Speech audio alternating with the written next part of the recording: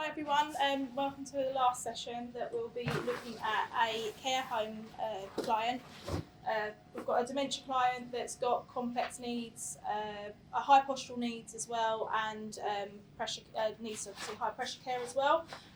What we're looking at with this client in particular is I've found previously when I used to assess for postural management products, a lot of clients are placed in bed, and if they become quite difficult to handle, they're kept in bed and managed in bed. So we're talking about the importance of addressing their pressure care, moving and handling, posture, and looking at how it benefits somebody to be able to be transferred into different positions such as seating, and if we want to look at showering as well. Just from a time frame element, we're probably going to skip the actual hoist just because of trying to keep the time frame so that we can finish. First of all, I'm going to start off with Dave from Hospital Direct. He's going to talk a bit around the in-bed system for, what's it called again? Satin seats?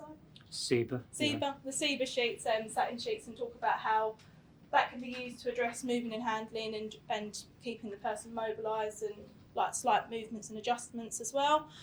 Then what we'll do is we will do an imaginary transfer into the advanced chair from Acora, and they can talk about positioning, and then we're going to look at postural management in bed as well and how to combine posture, pressure care and moving and handling as well.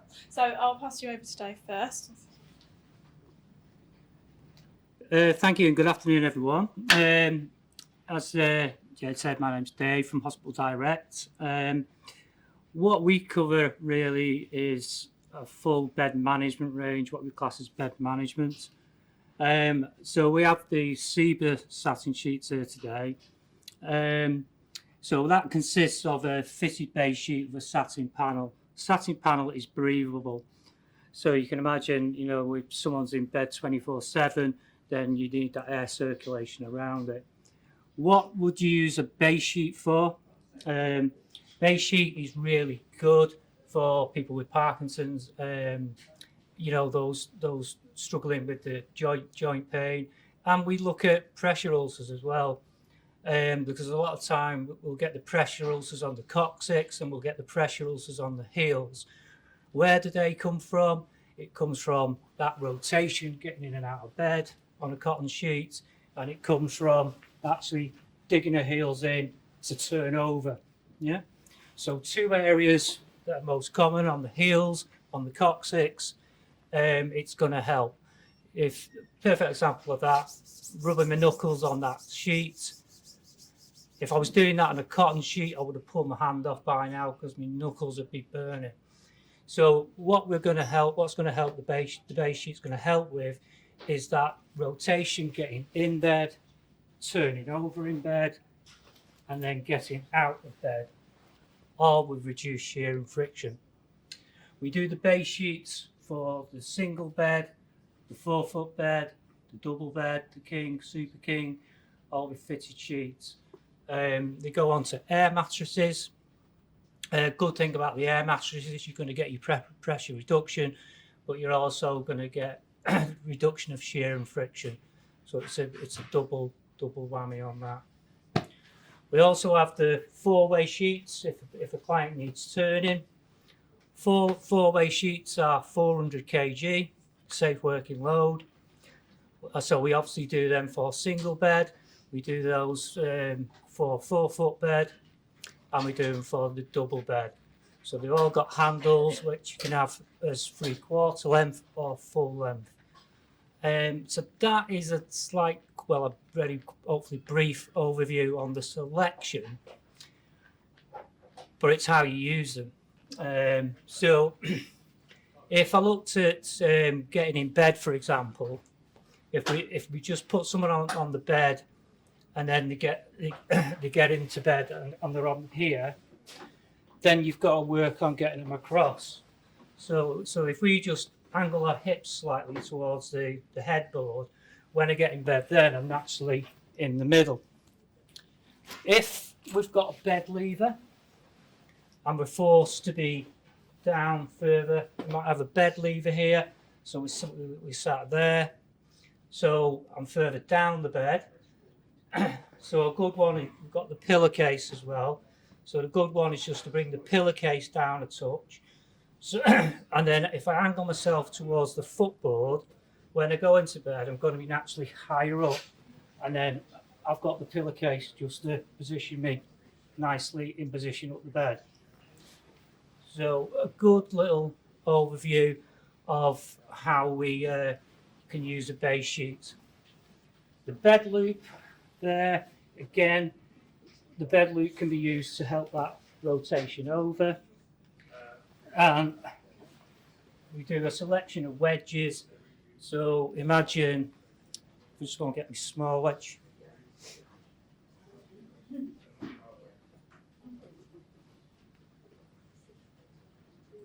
So imagine a little small wedge placed at the bottom and your pillow there. So a simple setup of a base sheet, pillowcase, small wedge. So I'm coming in, I've got that leverage to push me up the bed, and that gets me into bed very, very easily. Again, if someone's struggling to turn over, when we turn over in bed at night, you all probably tell me you turn over totally different. In fact, if I got 10 people to turn over, you'd all do it different. Plus, if I asked you to get into bed, you'd all get into bed differently. Trust me. She's going to do that now. Yeah. But on the wedge, what you're going for is the natural way of turning over. So that helps me to push to get that thrust, that hip rotation, to actually turn me over in bed. So a good little cheap economic setup for that, more for independence. If we looked at Sarah, so if we're looking at getting Sarah into bed, so they can sit down. This is where I might struggle with the mic because I have to use two hands. There's an overhead mic. Can that should we try it without? And then if Yeah, people yeah. say they can't hear, I'll come. Yeah. Can everyone hear me? Yeah. Yeah. I know you can. Yeah. Can everyone in the live? Can you hear Dave without the handheld mic? I'm going to say hello, Sarah. Yeah. Yeah. Perfect. Now, a good thing about getting someone into bed is often when you lift legs up, for example, they'll fall backwards. Yeah, it's a natural pivot point. You know, we lift the legs up, they fall backwards. So we have use a wedge. Now the wedge is grippy. The wedge is different angles. You'd have it straight to support someone, put on a slightly angle there. Just excuse me, so I got my slide sheet from before.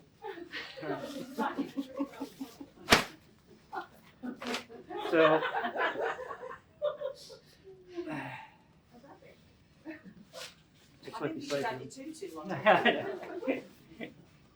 but if I place a little slide sheet over the wedge, it takes the grip of the wedge away. Because if Sarah leans back, for example, she'll only go as far as there. So it means in the action of getting her legs in, as we get the legs in, that'll buffer our body back into the centre of the bed.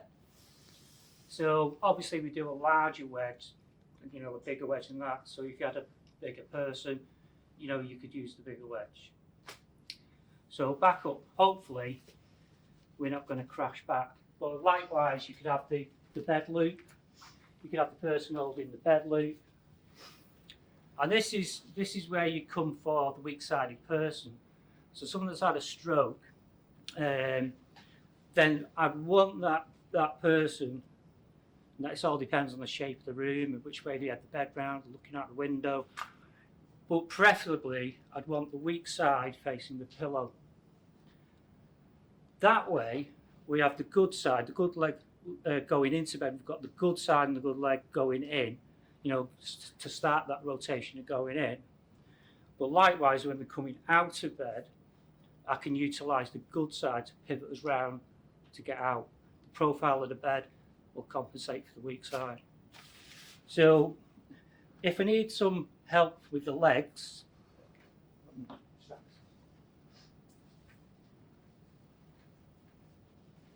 I can use the strap, which is called the strap assist. use this for several different things. You can have it behind someone's back just to help them to stand up. But with the legs, now one thing I was looking to avoid was the lifting of legs and the twisting. You know, because often you see people go right the way down and they'll lift and they'll twist. Yeah, they'll twist like that to go in. So with the strap assist, if I've got that natural, now when we're doing that position, if we just go slightly back, if we can pitch back, I'd always encourage that further back on the bed, if someone can do that. But with the legs, now if I just start walking round the bed, then we're into bed. So I've not done that lift and not done that. I've not done that lift and twist. But likewise, you can use it if you need to bring legs off the bed, yeah, or you need to reposition. And it's simple.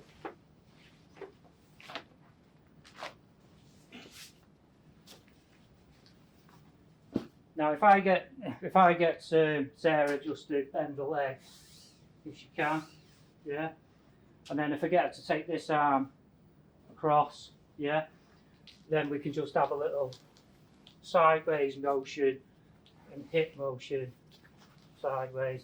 You'd be raising the bed at this point.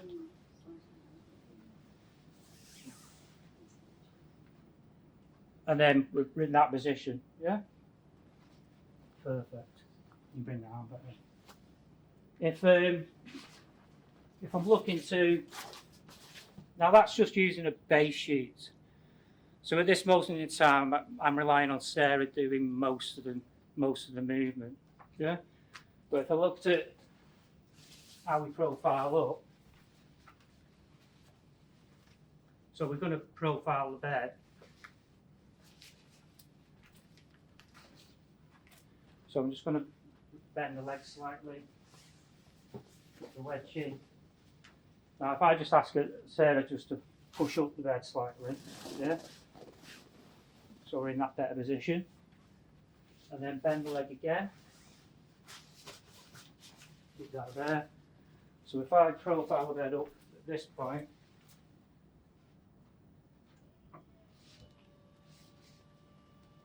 now, if I can get Sarah to fold your arms, yeah?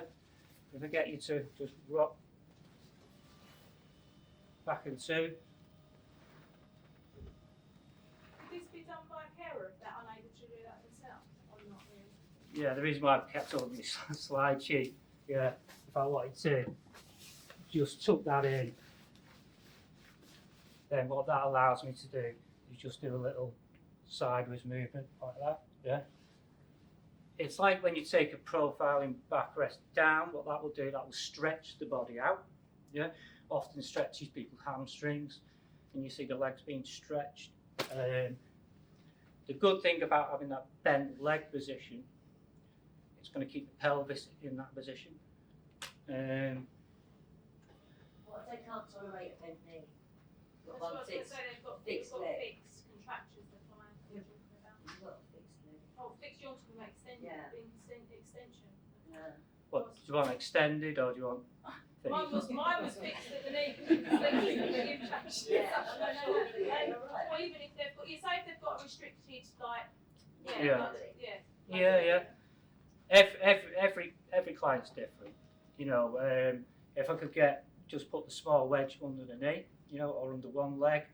I have got the great wedge there.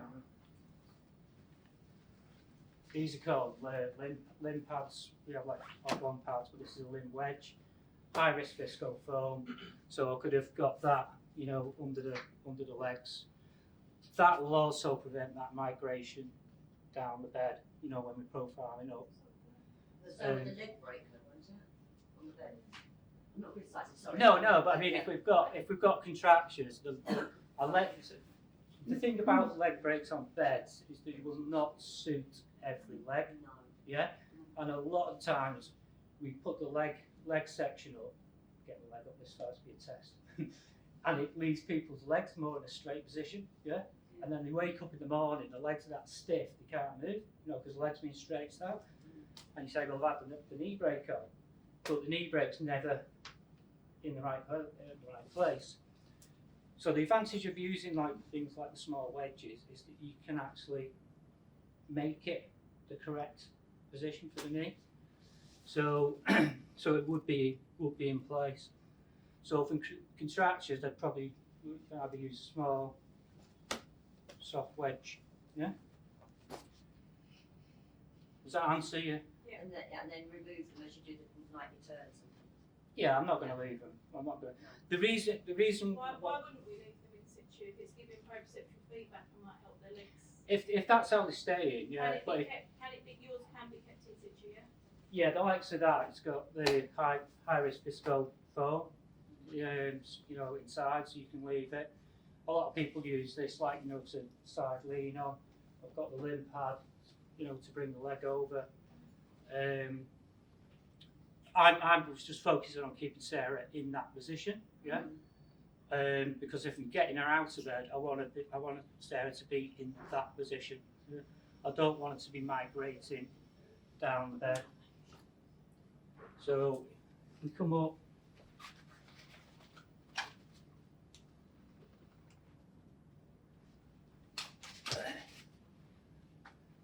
I don't know what that other controls for. Right? So if we come up again, we can just encourage that slide. But you see that how the head is rising up above the mattress. Yeah, she's not being compressed, you know, down. Because a lot of people, when they profile up in the bed, the chin will go into the chest.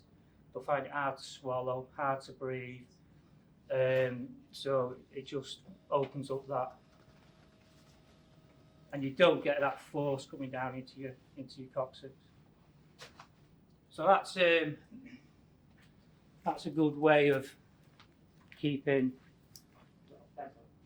Can you use your leg slide sheet in combination with, say, a central leg lifter? You've got a really heavy leg and the person who's immobile and able to lift it themselves.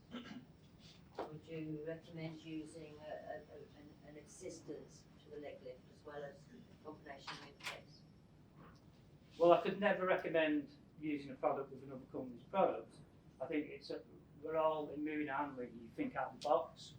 Well, kind of in some ways, we're using different products on a bed, which is a different company, and naturally it's a different company. Yeah. That's one thing. Obviously, if you supply something that is a direct competition, but I don't. That's kind of the point in the workshops we're doing, is about collaboration and looking at products that complement each other and how they can work together. And obviously, making you guys as suppliers more aware of other accompanying products that do work well together. I'm not saying obviously let's recommend a competitive product that works in the same way as yours. Of course not. But if there's something that you don't supply that complements your product, then would you not be in a place to recommend to use that in collaboration or not? If there was a correct method of working with it, then I agree. Once you theory practice and trial, What I probably meant to say there, I don't advocate any moving and handling technique that I've not seen. You're not trained in this. Yeah, I've not seen work. Fair enough. You know, if it works and it's for success, then it's absolutely fine. What we've got there is the bed ladder, so we can pass that with your left hand. But if I take the wedge out,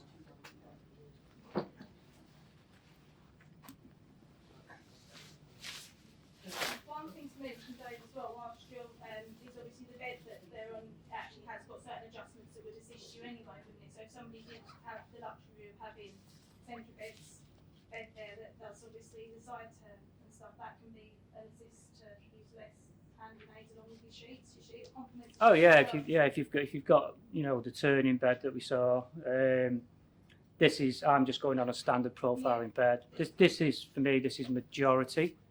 So we're hitting the majority.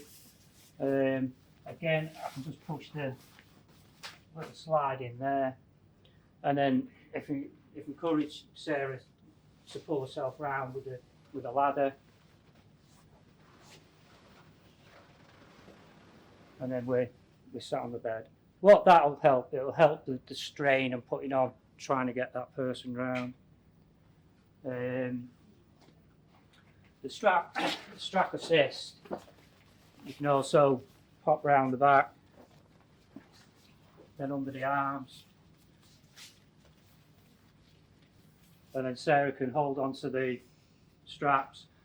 Again, nice for people with dementia in chairs, because often, if you bring someone forward with dementia, that will trigger that stand. Yeah, that's all we need. Or if you fit in slings, thank you very much. If you fit in slings in chairs, you can just bring the person forward while the other carer gets the sling in behind. But what prompted this was working with dementia clients for me to come up with something like this, because it was that prompt. Yeah, give them that prompt, they'll good chance they'll stand up. So all I'm doing is offset leg, and it's just, I'm not pulling you up, I'm just assisting, so you come to stand. Yeah, and it just gives someone that little bit of assurance. And if we're going to a sit, again, sometimes you get to see people sit on the bed, crash back. That gives you time to put a wedge in, a bit stable. So I'm going to put a 4-way sheet on there. Once we've done this sheet, I have to move on to the other. It's just time. Yeah.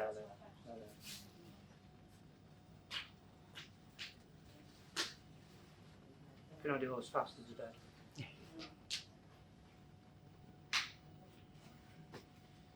Whilst you're setting that up, I might even can you just talk through the RAS and its features and that? So just to save the time, sorry. Yeah. So the different thing is that we talk about the features of the RAS. So if we was going to obviously hoist, the lady, if they were unable to obviously stand transfer or that themselves, you've got a standing transfer one, haven't you? If you need, you've got like a forward tilt and that type. Yeah. So I'll let you. Yeah, that's great. Yeah, so I guess there's a couple of things we'd look at in showering and toileting. So this particular client or patient has quite high pressure needs. And as we know, with a shower chair, we've just taken a third of the support away from the seat. So actually it's a very high, or increases the risk of pressure quite dramatically. So for some people that don't have pressure risk and they might be in it for 5-10 minutes, it's not a problem. But for someone that might be on there for 30-40 minutes, that's when we could be getting pressure damage. So with the RAS products themselves, what we've actually done, we've been privileged to do quite a lot of work with Salisbury Spinal Injury Unit. So patients with spinal cord injuries tend to be very high risk of pressure damage, very small amount of soft tissue around their pelvis. And yeah, but where the research came from was this kind of client group. No, that's cool. And so what they done, they actually pressure mapped all the shower chairs on the market. They're using a particular type at the time, but their clients on the ward were getting a lot of increased pressure damage from shower chairs. So when they pressure mapped the RAS along with the others, this came out the highest for pressure distribution. And that wasn't because of how soft the seat is, but it was actually to do with the shaping in the seat. So you can probably see, but it is kind of a bowl-shaped seat. And what that allows you to do is allows the pelvis to sit kind of within the seat, helps distribute pressure a lot better.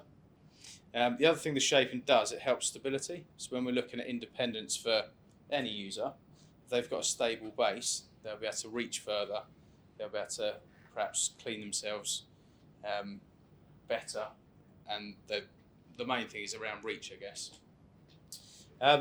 So apart from the standard seats, we also get, with this particular case study, the user, she was adducting her legs, and for some people where you can't open the legs, that can obviously create issues around access and cleaning. So this is not for everyone, but you can have different variations of seats, so like a side opening seat, so where you might not be able to access from the front, or perhaps it might be, obviously commonly most shower cubicles are quite small, so if a nurse or a carer is assisting with the person's bowel management, like peristeen or something, they might not have enough access at the front. So if they can access from the side, in a small environment, or if someone due to their posture won't allow you to get access to them, that can obviously have a big impact and make the whole process happen a lot faster. Is that free now for rear access? Sorry. Yes, yeah. So you can have a rear opening seat as well. That's more if the individual independently wants I was literally better access. I was just about to say that if it's somebody independently that's trying to do it themselves, side or rear access will be better than front, just from a point depending on how they can move their core strength and how they can move themselves. It's easier. Yeah, that is correct. And also rear access, not always, but sometimes if someone has a pressure sore on their coccyx, it'll alleviate any pressure in that region. So that can be another area of benefit. Was there any other questions? That shape is really good for bowel release as well. I was just thinking that because you're talking about gravity. Yeah. Yeah. Because it actually helps pop cheeks, sorry, but it allows people who are Would you come and demonstrate? No, really. Later, No, it is correct. So most shower chairs out there are made up, the seat is a flat board and they put foam on it. So when you sit on it, the foam just compresses to nothing, and in essence you're sitting on a flat surface. With this bowl shape, as you sit down, it will naturally part the cheeks. So better for bowel movement, but also we did have some feedback from Jebret on over wash dry toilets. It actually gives a better clean because it's a more open area. So thank you. I know it's been done for some time, Yeah. so it's Yeah. I think a really good feature. But I would say, although the chair has a lot of features in terms of accommodating people with spinal curvature, there's lateral supports on the chair. You can accommodate virtually anyone. But I would say the biggest benefit is actually the seat. And we've had people that have always used tilt and space shower chairs, and we've managed to get them into a self-propelled chair just because of the seat. Having a stable base has a massive impact on their upper body, how much they can do, how long they can sit there independently. So, What are the seat ranges for this? what options to seat? The seat width? Widths? Minimum to So- 4 foot widest. From a paediatric aspect, we can go down to 12 inches. Standard weight capacity, which is 190 kilograms, will go up to 24 inches wide. And then we do a bariatric, which will take 42 stone, and that will go up to 32 inches wide. Couple of other little features on the chair. So all the chairs have flip-up armrests, which gives you an open side. So if it was a user that's quite wide or has a lot of soft tissue, it allows, or doesn't give any restriction for the user in the chair.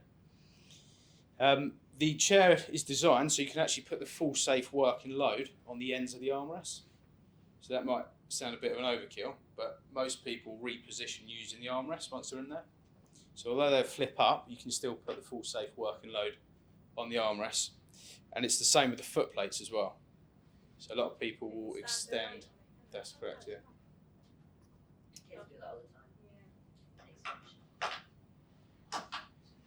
So that is a brief overview. This particular chair has what we call a rotational tilt. So it doesn't have gas struts. So the chair itself will, when it tilts, the centre of gravity always stays in the centre of the chair. So the main benefit of that is the whole frame is actually a lot shorter. On most tilt and space chairs, the rear wheels will stick past the chair. And when it reclines, it goes back past the foot. That's correct. So because this is more compact, in smaller shower environments, wall-hung toilets, toilets where there's boxing, automatic toilets it will actually work with. So it's actually a very unique frame on in the marketplace. But yeah. There's a product, I've got a similar one, but I had problems with it for hygiene purposes. How do you clean that mechanism underneath, that sliding mechanism? In a domestic environment, or Yeah, I mean, see, if you're in a multi-use environment, you want to clean between users, or if you need to clean it between issues. yeah, so we've got a few loan stores that have it on contract. Yeah. So there's a lifetime guarantee against rust and corrosion. So for cleaning, if you're using vapor or whatever machines you might be using, it's nice and straightforward. Thank you. Should we go through this and then it's all right if we do the chair afterwards and then we'll finish with the postural management system. If that's Yeah, I'll all right. just Thanks very much. do I'll pass two to you. minutes. I don't need the open mic. Just Right. Do you want me to lie just down? qualifying.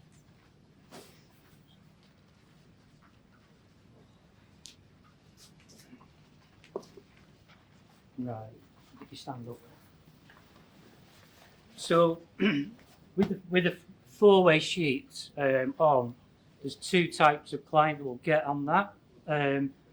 Majority are hoisted down onto it, but there is a sector that will come down onto that sheet from a stand aid or a patient turner, and they're still using the sheet.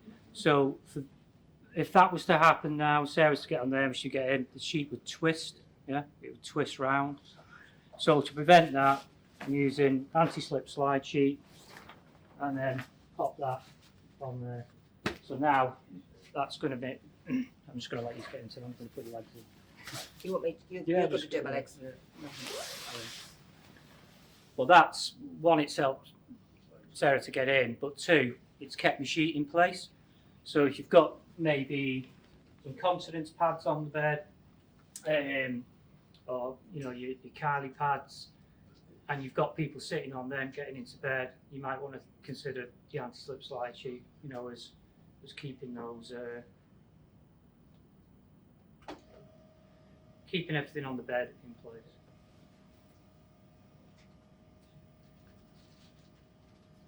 That's also good that if we've not got we've got a good position in the bed, but we haven't, put a little wedge in with the slide sheet still underneath, you can still got that push to push up the bed.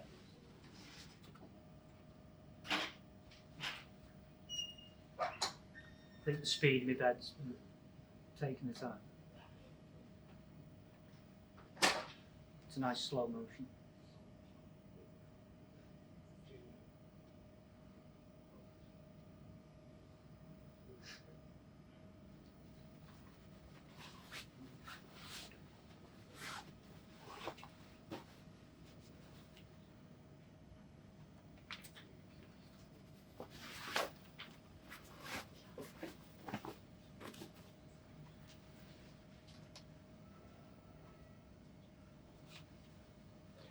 So when you're working with the sheets, you're obviously always getting the bed to a good height.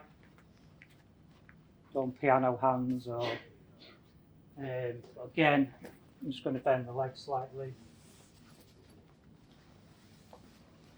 And that's just going to give me access just to bring the anti-slip slide sheet out.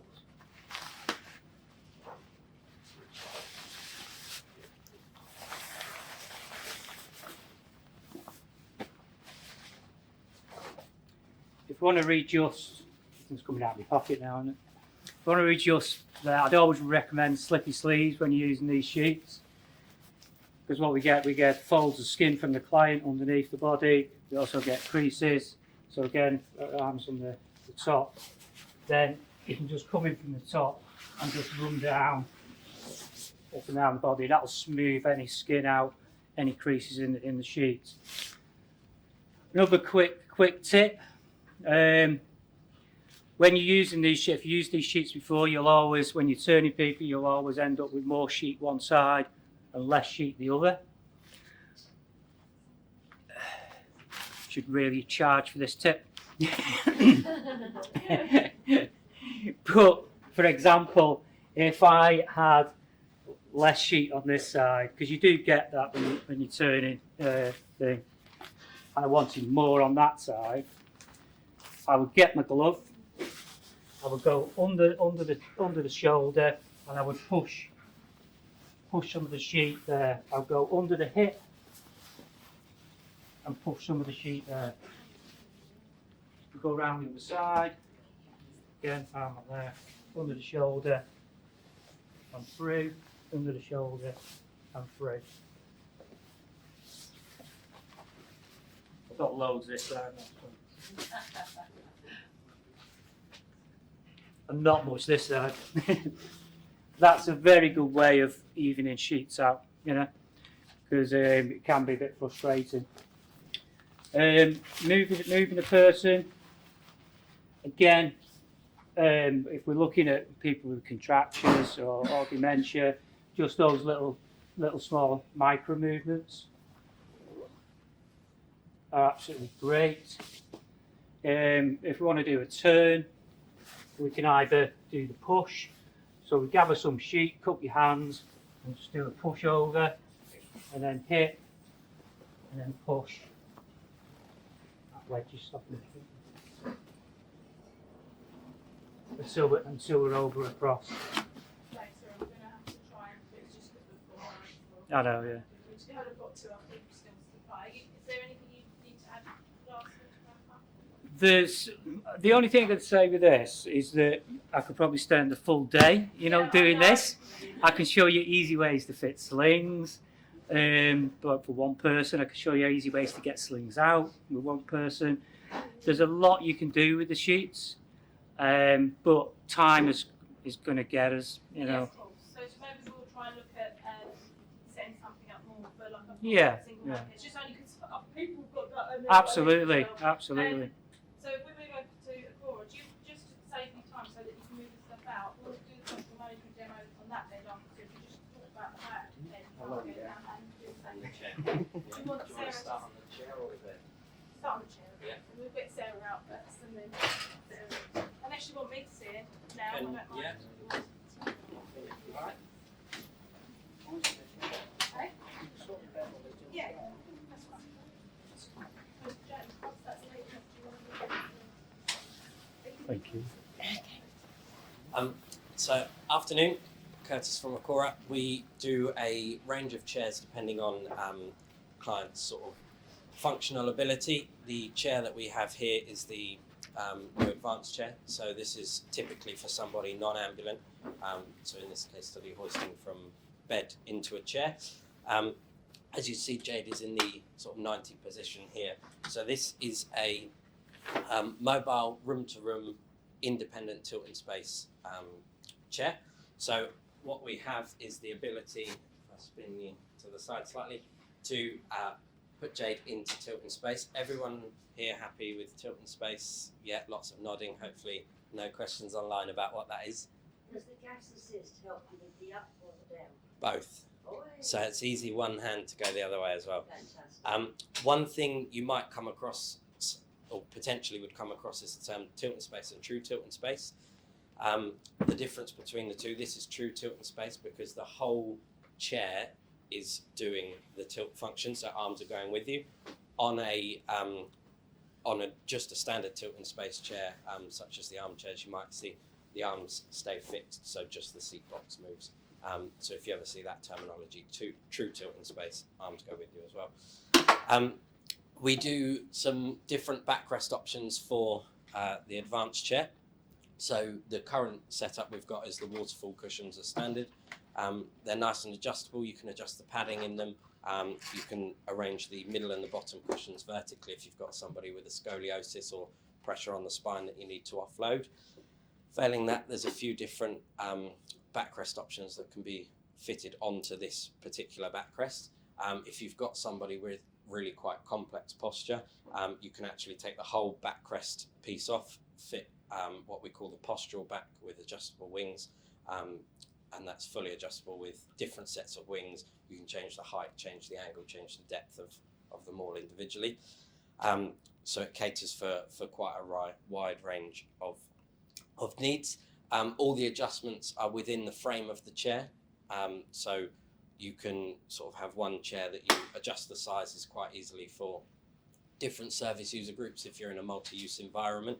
So under the side panel, you've got 16 to 22 inches of width adjustment using the same seat squab. So because the arms here are slightly wider, you can use the same seat cushion for those widths. You've got 16 to 22 on the depth, which is adjusted just at the base of the backrest, slides the whole back forward and backwards. You have backrest recline. So one thing we often find, so I'm just going to spin you around it, on chairs like these is people have a tendency to walk up to the back of the chair, grab both handles if there is backrest recline, pull on them to try and put it into tilt, and you end up with a really compromised position. So what you've got here, purposely we've spun the backrest recline sort of handle the opposite way. You've also got a little lock on there, so you would need to do both in tandem to adjust the backrest angle.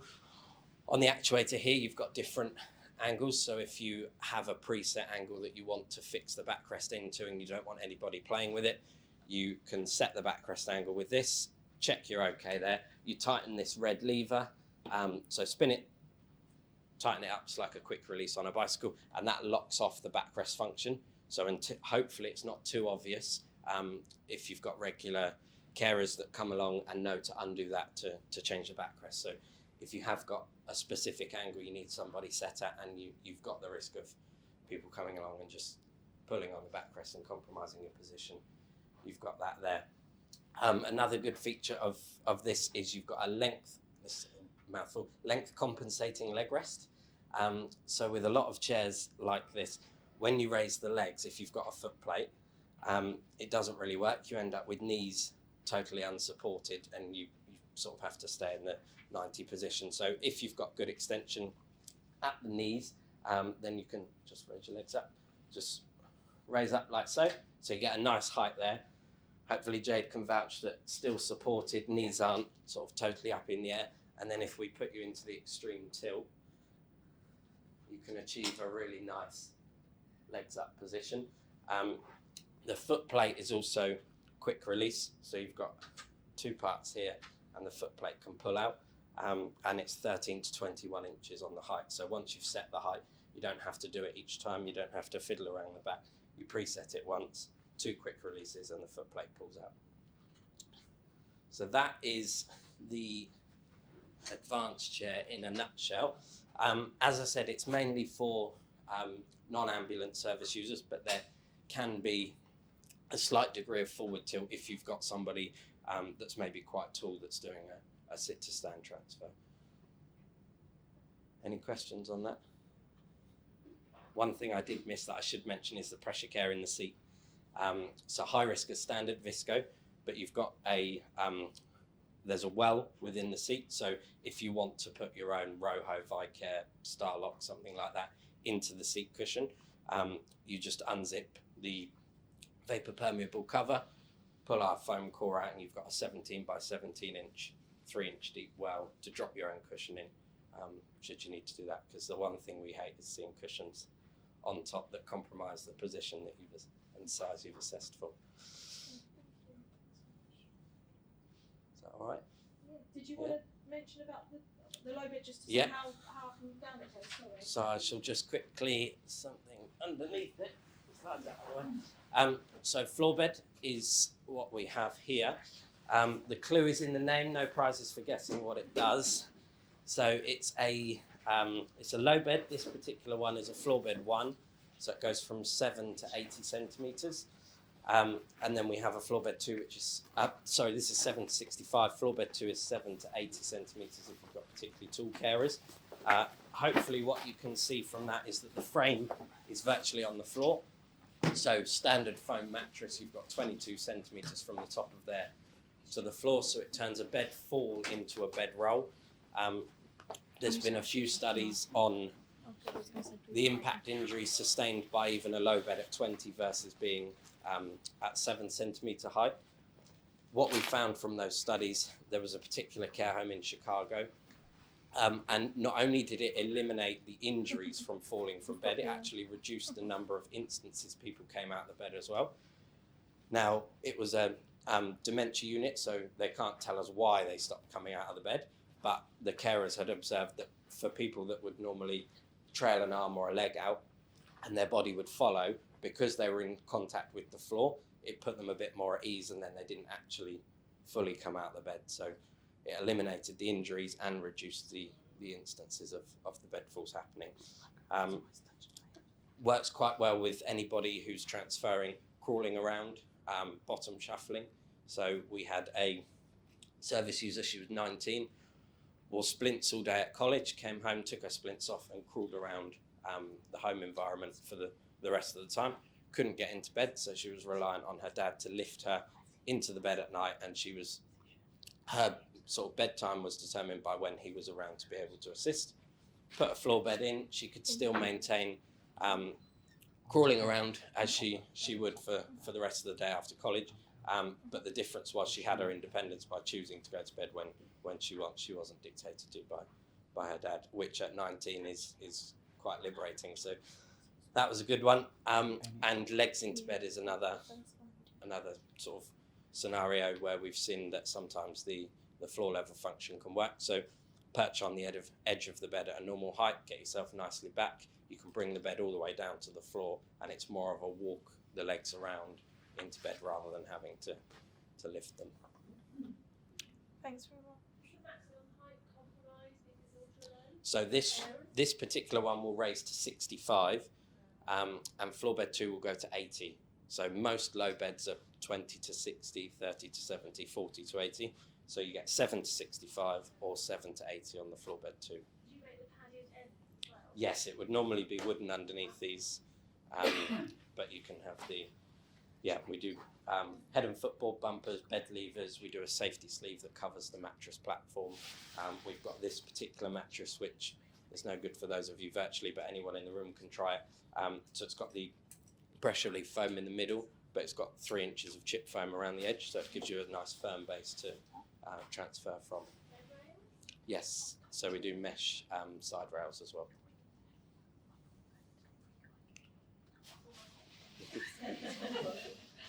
Any other questions? No? But lastly, Thanks. I'm laying down. I'm having to lay down now. So Take it easy, James. yeah. Lastly, I'll pass you over to James, who is going to talk about the importance of postural management with pressure care and how they work together in harmony, and how important. This is what they call the graveyard shift, I think, isn't it? Last man on the scene, and maybe a good metaphor for the position of postural management within the arena that we're talking about. I think, ironic really being that the users that we're talking about probably spend the majority of their lives in bed, and so whilst the equipment clearly is awesome and is doing its thing, and you've all come to see it, I suppose I'd like to start with the fundamental thing of those patients that we're talking about, those patients that suffer with dementia, that are bedbound, have complex needs, have complex body shape deformity as a result of those needs. How are they sleeping?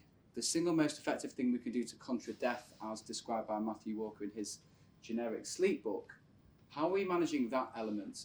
And if these patients are already in bed, what accountability do we have for the quality of their sleep and for the impact of body shape deformity as a result of gravity, as a result of not managing posture through the night? In the 13 years that I've been doing this job, only once did that accountability become true, and that was in North Wales. And I go to see a patient with an OT, and the OT meets me at the front door, and she's very excited because she's put a POVA on the patient and a special measure on the home, and I get even more excited because I love a Barney. And it turns out that they've put a special measure on this patient who had paper thin skin, weighed 45 kilos, something like that, had dementia, and permanently in bed would cross her legs like this, to the point that that became fixed. Now manage the personal care of a lady with paper thin skin, with high levels of spasticity, with fixed legs like so, and of course hence the POVA.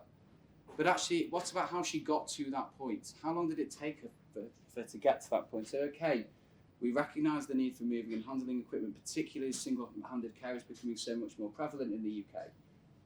But actually, if we considered postural management and 24/7 postural management, what would be the impact, what would be the significance on the patient's well-being, obviously thing one, their ability to sleep, their comfort, and most importantly, in line with everything that we're discussing today and tomorrow, the ability for care staff and caregivers to provide better care because a patient was far less stiff in the morning, far more easy to move and handle, sit to stand, transfer into a seat, transfer into a shower chair, be able to actually even be in a shower chair anymore, because many of the dementia patients that we come across, unfortunately, are no longer anything other than bedbound, because those fixed positions mean they can no longer sit.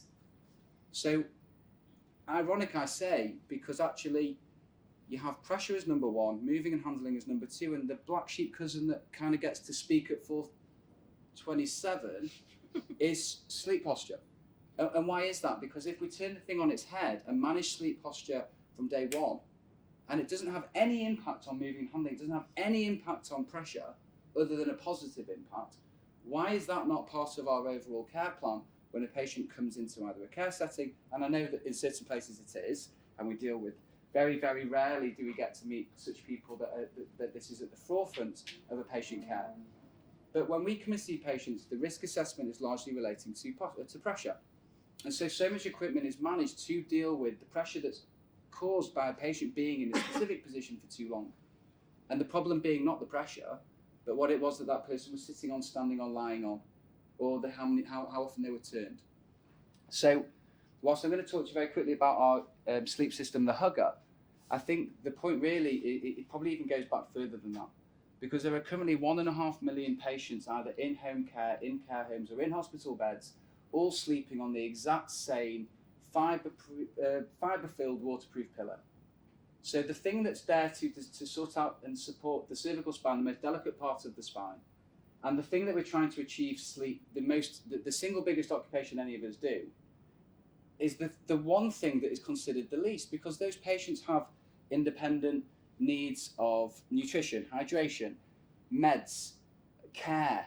Those patients even have different pajamas, but apparently 1.5 million people in this country have the exact identical earlobe to scapular distance. They all lie on their sides beautifully and they never move. And no one's ever thought that that's utterly ludicrous. So when we get to the point of things like global pandemics, and the only thing you moving and handling experts have to play with is rolled up towels and folded pillows, people are wondering, well, why is posture so down on the importance list? And it's very much that. So I'm going to show you this system, but just have in your mind, how many patients have you worked with that are all sleeping on that same one pillow? £4.50 I think it costs there or thereabouts, for the most delicate part of your spine. So in terms of the sleep system, jumping straight in, because I know I've only got 5 more minutes. You haven't, you've got. I've got more. How many have I got? 7? However many 8, 9, minutes, 10? like. Okay, we'll see how bored you get. I was introduced to 2 neurophysios 13, 14 years ago, and they had an idea to make a sleep system, and I manufacture polyurethane foam, and find it really interesting how we talk about the foam as being high-spec, visco pressure-relieving foam, which it may or may not be, and I have no judgment on that.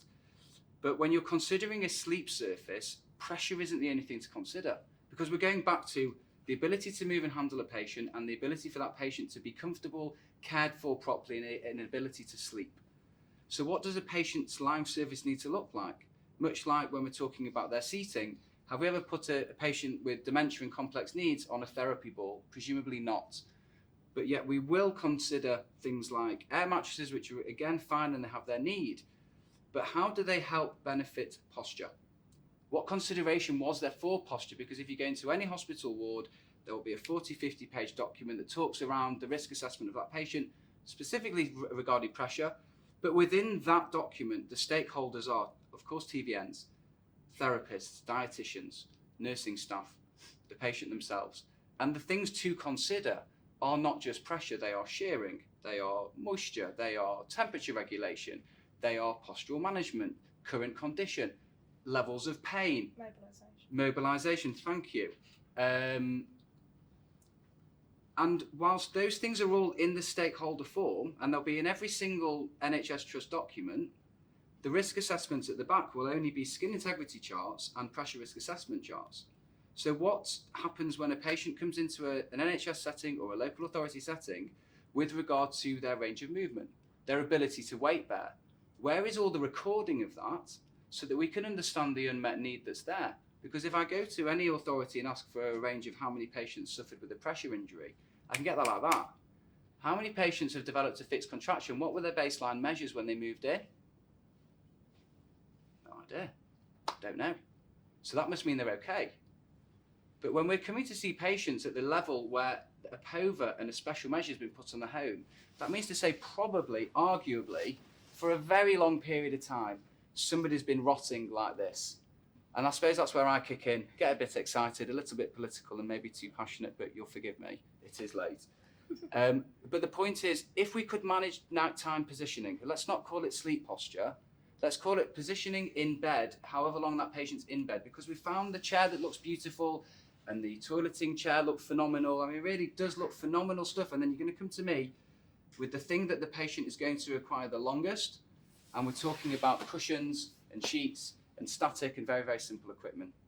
So, Can you I have... just add to this? This position is obviously because I. Sorry, Jade, no one could hear you. Is Mike there I'm above? joking. Oh, just from my experience, I used to assess for this product many moons ago with James, and this is predominantly, what do you say, about 80% within care home, the position that they're mainly in, like this, Yeah. fetal, Yeah, head above the pillow, not even touching the pillow, yeah. and me sitting like this with my core engaged. If we're talking about fatigue and deconditioning, the amount of muscle tone and strength this takes to sit like this, I already feel extremely uncomfortable. So, I think the thing is to understand that we're not just managing the symptoms, and we should actually be looking at a more holistic approach to bed management. So it's not just around the pressure. I need to stay like this for another 45 minutes. Absolutely no You're way. fine, right? Is to an understanding of, for example, one of the first things you would learn in any sleep course, proprioception. Where is the proprioception for some of the other products where postural management is important? So it's just a consideration. So we're going to just bring Jade in. First things first is the head cushion. Everything that we have will stick to the Velcro sheet of this mattress. The sheets are washable at 80 degrees and are used as the female to Velcro. The idea being that if we're considering proprioception, that we really need to think about something that's going to provide stability, support and feedback. You don't need to hold the mic. I want to, Okay. and I insist that I will, and I've started and I'm going to finish. Yes, excellent. Okay. Now you've made it redundant, I mean, Sorry. you've really. Okay, so, thing one, there is a lot of clinical evidence in and around foam pillows versus fibre or feather because of that stability, because of that base of support, and we know that the lower neck provides a really nice sensory point to let us know where we are in space. So to come and see so many patients, pretty much every patient that we see in a care home, with 47 pillows under their shoulders presenting like this is infuriating. It doesn't need to be. We're looking to support the head and neck, take that weight, that bowling ball weight off the shoulders, traps and neck, and we're trying to find a base of support that tells us where we are in space, particularly for those complex patients that are suffering with dementia. So thing one, finding a cushion that's going to cover just head and neck so that shoulders are now touching the bed a little bit more, and we can start considering lung capacity, internal organ compression, just by virtue of the fact that we've got all these pillows. Okay, posture, as you all well and know, really starts with the hips, and if we can manage those hips, it should be easy to manage the dangly bits. So if we have a patient whose hip is rotating turned into the bed, that would be the first hip that we started with. So we'd try and correct, bring a patient into midline, and now we're going to use these cushions, which are just foam. You can't hurt anyone unless you really whack them. We'll do it with Jade at the end. And those cushions are now going to be used to maintain midline. Nice and easy, okay? The most important bit, so often we get called to see a patient suffering with dementia because of the leg, because the knees are, the knees are in love and are crossed and fixed, because of the adduction, because of the contracture. But no, this is not going to stop somebody living.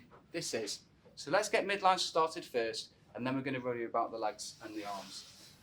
It would be lovely though if we ever got called to say, listen, we're concerned with rotation of hip, can you please come in, rather than the leg being all wonky. Okay, so if we have a patient that's wind sweeping, what we're going to do is we're going to try and correct that by putting a base of support at the bottom on the lengthened side.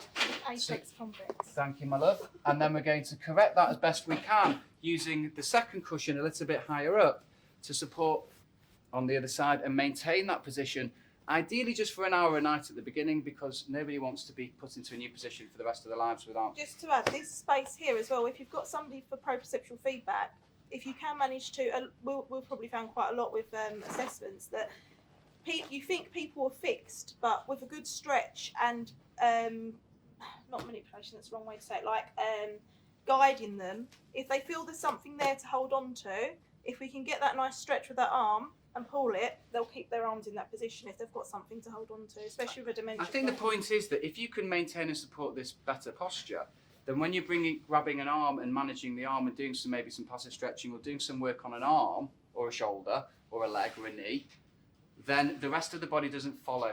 Whereas unsupported, you're bringing the whole patient with you and nothing's really working. So I think it works really nicely. It's very, very easy for caregivers to access and use, particularly because it's on top of the bed rather than having loads of layers. And it's a very visual thing. If we don't get the hips right, so if we imagine that these are my hips and these are my legs, those hips come in rotated when we come to see the patient and those legs kind of go this way.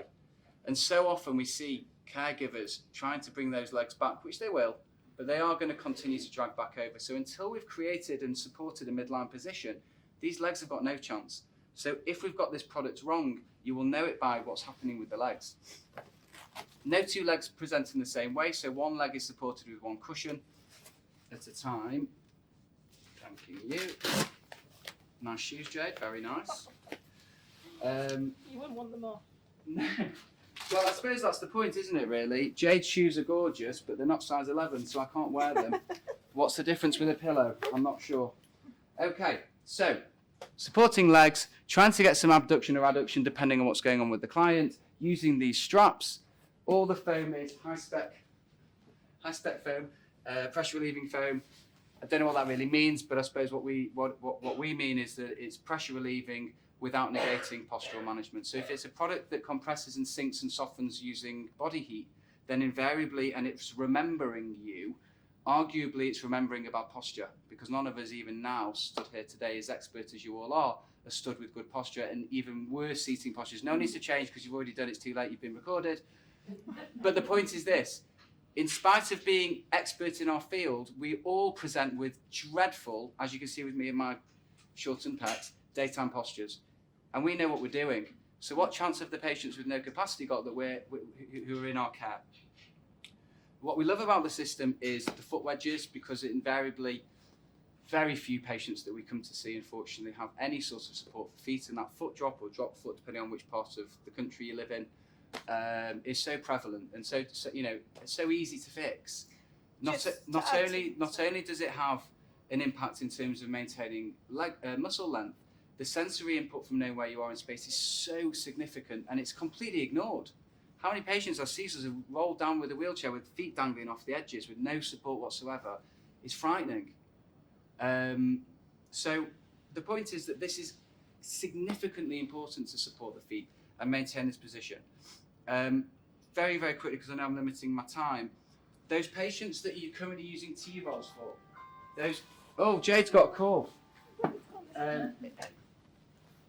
Saying, where did you get your shoes from? Okay, so T-rolls.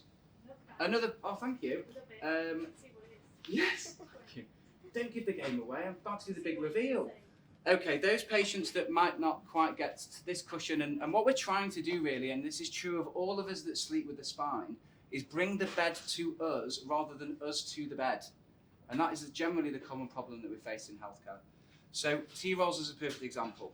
We agree that no two legs do the same, no two legs adduct or abduct in the same way, so why are we using a static T shape where it can't possibly be suitable to every patient that you see? Some it might be. So to have something that you can change the layers according to the patient was something that we thought made logical, perfect sense, was simple and easy. Oh, you can also build the adduction up as well. What we did was, again, to consider proprioceptive feedback, not just to talk about it. So we've got a very high density foam that we use for the spine of the T-roll, the onion we call it, but then the cushions are much softer, so that you can complement one with the other. It's not all or nothing.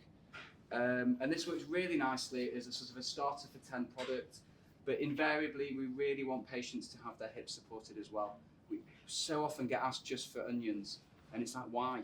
Yeah. It's so frustrating, and not because we're looking to upsell the product, because really I don't care what people buy, it's very secondary to me. We're trying to make change. And from our perspective as the founder of Posture Care and Levitex, our mission is in and around using sleep posture as a legitimate clinical intervention that is so significant and so underused, and across everything, actually, the easiest of all of them. You're already asleep. Everything's sedated. You're much more easy to position, much more easy to move. Your body weight distribution is easier to handle. All those things come right here, right now, and it's the last thing that we consider. So, thank you. If it's patients in the home environment, the idea being that you've supported mum or dad and you need to get the system out very quickly, and it takes about 4 seconds. So what that means is that the care providers can do the putting the system in, and mum and dad, sister, daughter, husband, wife can pull it out if there's a need to do so.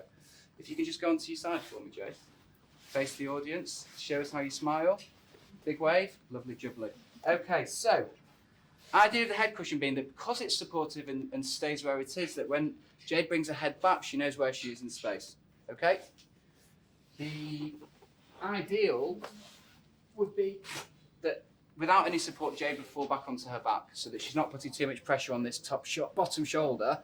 And so we maintain that support by putting the wedges that we use for the feet are now going to be used to support Jade's back and bottom. I told you I wasn't clinical, which is why I said bottom and didn't use a technical clinical word for it. Joe's got a question. Can we have a look? Because Jade's in the way. Yeah, true. Jade's in the way. Come over and look. Come and join the party. No one said you couldn't. Okay, so these cushions being that they're going to support that spine position, it's all nice. We do 3 sizes, by the way, so if your head needs to come up a little bit higher, that's fine for me.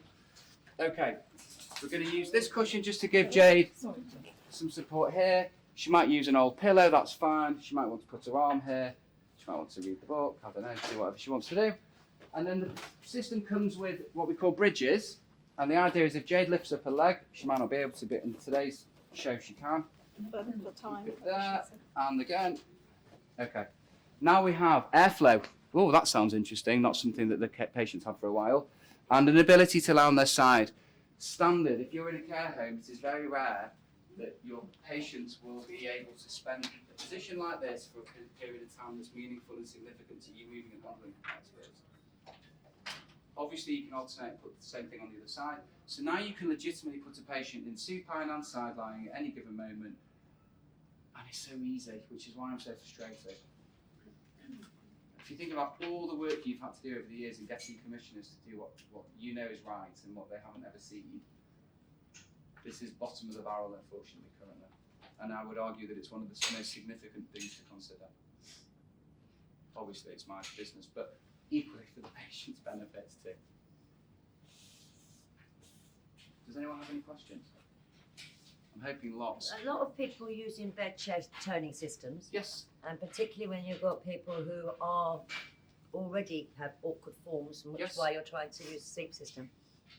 Would it be possible to have this kind of fabric affixed to the back of maybe one of the top sliding sheets from the Well, it's satin funny that you sheet? say that because about 4 years ago I was in Doncaster and I saw this lovely lady that was suffering with MS that presented in the most awful way, something like this, Yeah.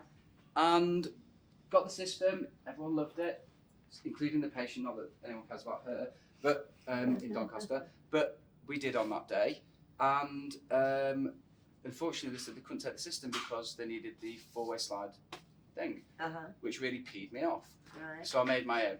Oh. So yes, we do the exact same as the previous chaps. I've never tried theirs and it looked awesome. So you're doing in but bed, with- in bed Yes, we sliding just system with the top concrete. sheet just has this fabric. As well to move and Yeah. hold. Oh, so it's got the loops Yep, for it's use got for the loops hoist. for Everything's the hoist. same. Fantastic. Yeah, Oh, yeah. that's great. Because I think, and the beauty of having no clinical expertise and the weird beauty of being in sleep posture is we've had to have a holistic approach. Because if we can't satisfy single-handed care, we're out. If we can't handle pressure, we're out. Whatever our political status with regard to that is what it is. So we have to consider moving and handling very much so, and pressure very much so. I'm thinking about a lot of disabled kids and parents, single parents having to deal with all of this on their own. Yeah. I mean, you've got the older child of 19, 20, semi-adult. Parents are still coping, and it's really difficult. I would argue I'm much more concerned with the adults for 2 reasons. I think one, of course, the funding is just on a different scale.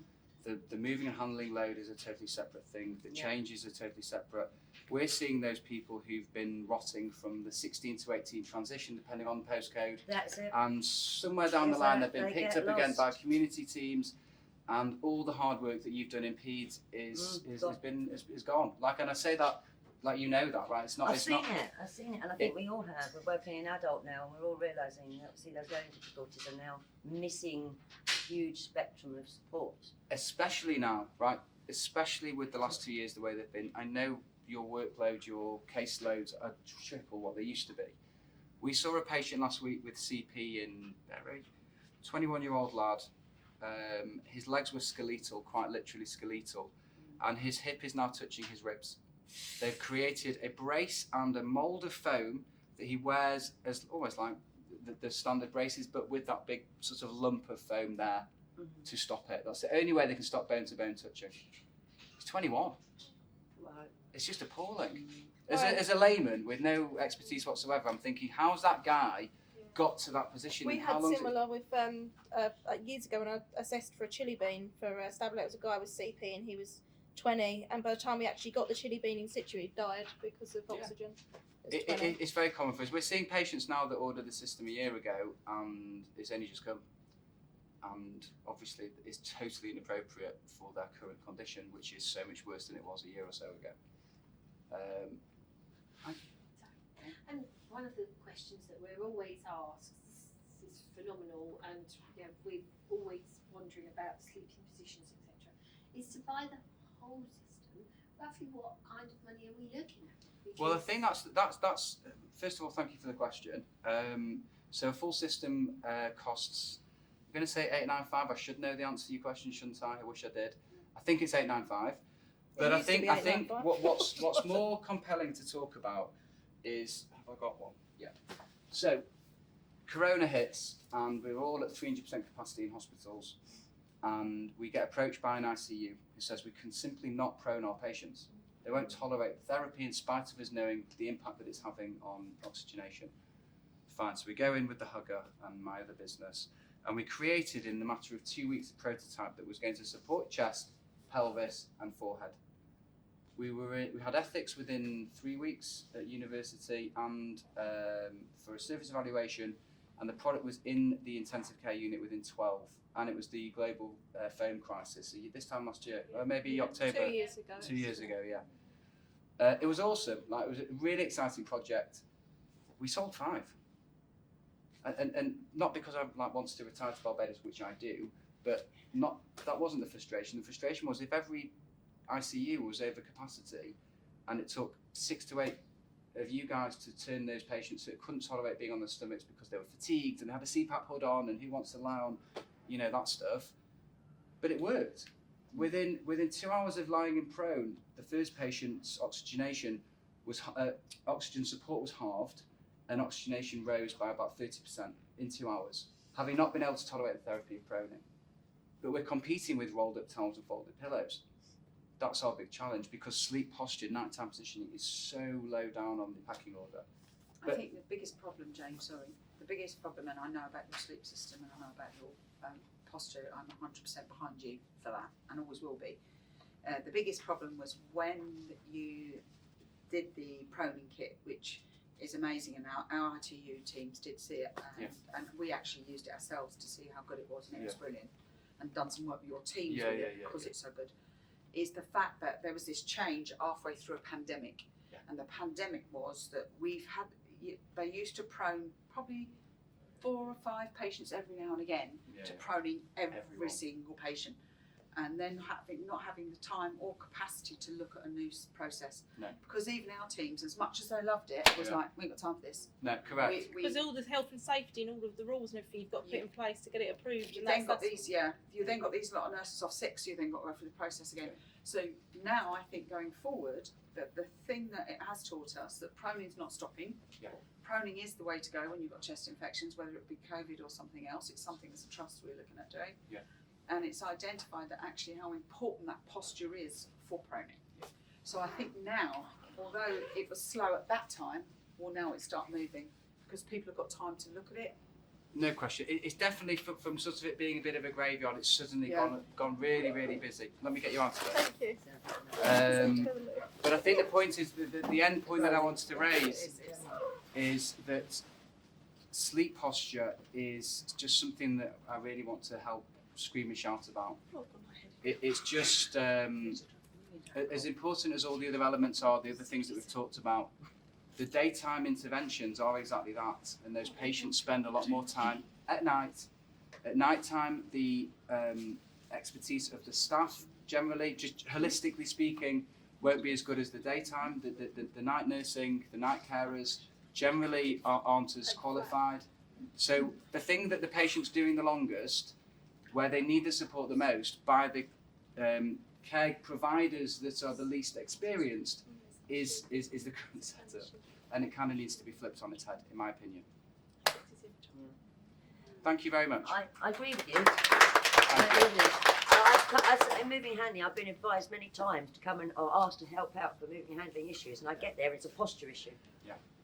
Or it's a posture issue that's been caused by bad I moving think and the handling. thing is, It's a one combination. complements the other. There's The no two conflict are here. synergy. We're all mates. I think that's the weird thing. We should all. There's a synergy between You know, posture absolutely and no moving and question. handling, and unfortunately, Yeah, I was it's going to not say thanks happening everyone for coming. Um, I will get fascinating. Kat to send everyone that's attended virtually and physically fascinating. today. We'll get all I the think products it might that's be been worth featured. you putting Send through forward the link to all a the information suggestion where to have if you a want to budget inquire, you can for follow a up as well. So workshop thanks for and a attending paper and on prone position. hopefully enjoyed and today. If you've got any questions, please basically send them as well. Also, I feel like we're sympathetic.